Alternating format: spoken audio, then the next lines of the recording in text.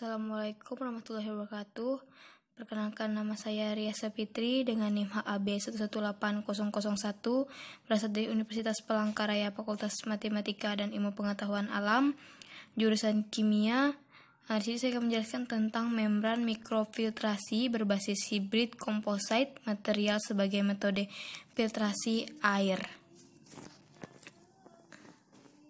Indonesia sebagai negara maritim, salah satu kebutuhan pokok sehari-hari makhluk hidup di dunia ini adalah tidak dapat terpisahkan adalah air. Air merupakan sumber kehidupan pokok makhluk hidup, tidak hanya penting bagi manusia.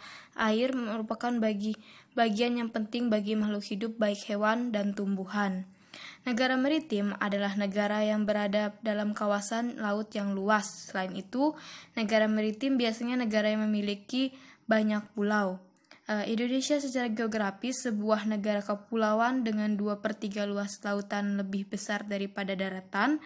Hal ini terlihat dengan adanya garis pantai di hampir setiap pulau di Indonesia sepanjang kurang lebih 81.000 km. Indonesia menempati urutan kedua setelah Kanada sebagai negara yang memiliki garis pantai terpanjang di dunia. Indonesia sebagai negara maritim, yaitu di sini jelaskan tentang air sesuai Undang-Undang Nomor 7 Tahun 2004 tentang sumber daya air pada pasal 5 dan Keputusan Menteri Kesehatan Republik Indonesia Nomor 907/Menkes/SK/7 Romawi/2002. Di sini menjelaskan tentang dapat dikonsumsi apabila memenuhi 4 syarat, yaitu syarat fisik, kimia, biologis, dan radioaktif.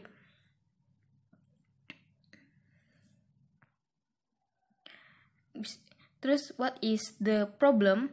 Apa sih masalah pada masalahnya saat ini? Permasalahan menurunnya kualitas dan kuantitas air yang disebabkan oleh pencemaran yang tinggi telah meresahkan. Sehingga mendorong peneliti untuk terus berupaya memperbaiki kualitas air, yang salah satunya adalah dengan penyaringan atau dengan filtrasi. Membran mikrofiltrasi merupakan sarana pemisahan padatan biomasa dari suatu larutan yang mempunyai ukuran antara 0,1 mikrometer hingga 10 mikrometer. Kondisi optimum tekanan operasi membran mikrofiltrasi dengan mengolah air limbah dan air minum. Yang dimana dengan ukurannya yang sangat kecil, maka membran mikrofiltrasi sangatlah berpotensi sebagai membran untuk pengolahan air minum, entah dari air limbah dan air lain-lainnya seperti air sungai, danau, dan lain-lainnya. Di sini penjelasan tentang penggambaran desain alat uji.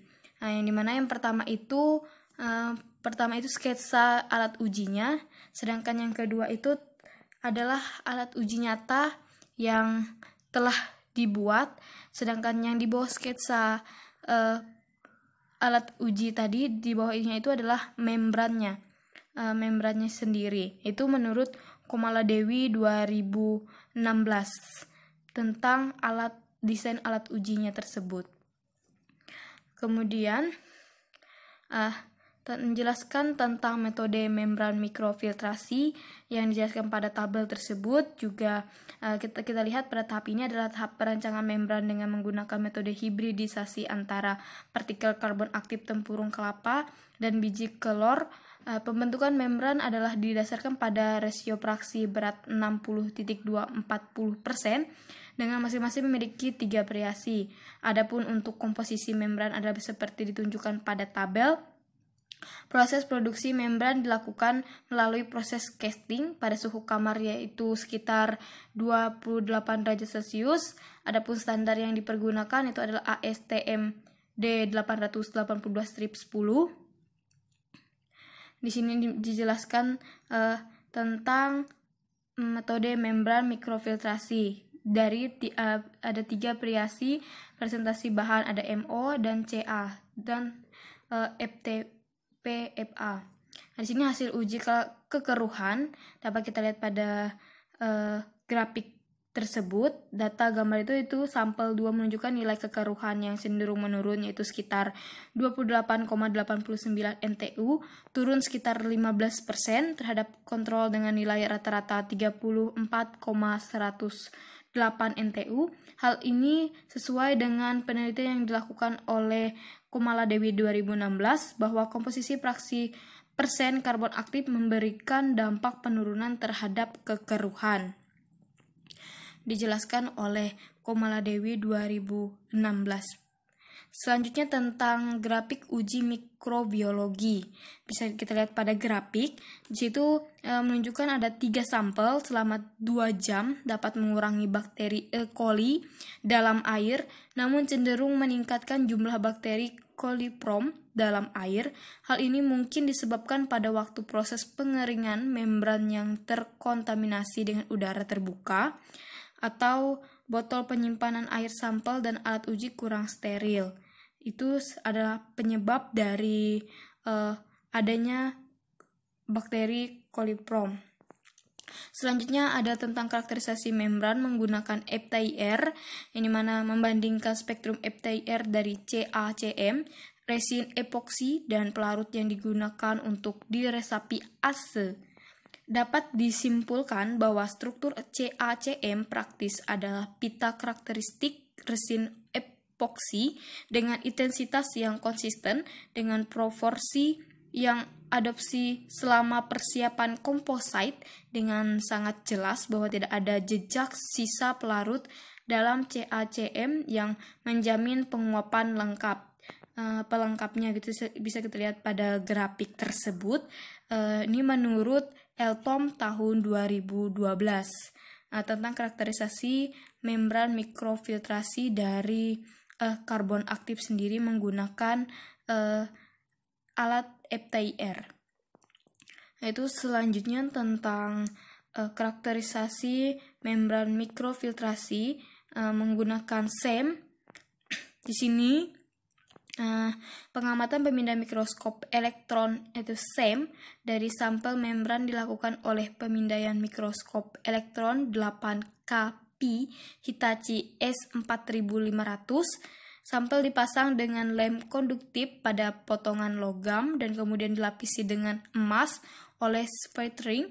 Sampel-sampel ini kemudian dilihat di SEM sekitar perbesaran 10.000 kali.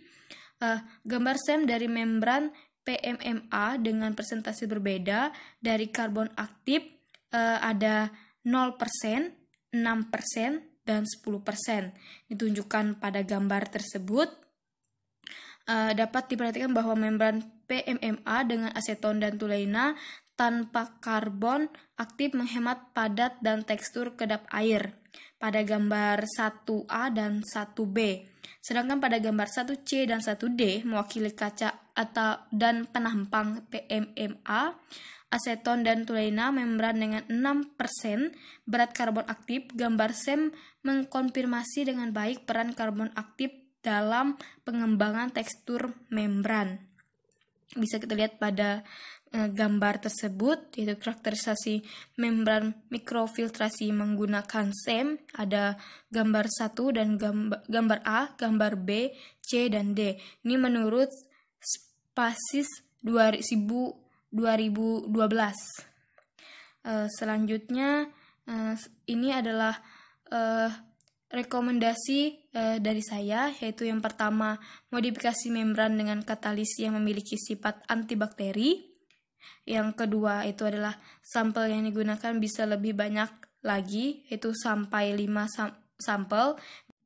Kemudian yang ketiga itu untuk karbon aktifnya, kemungkinan bisa menggunakan karbon aktif dari lahan gambut terbakar. Itu yang dapat saya sampaikan.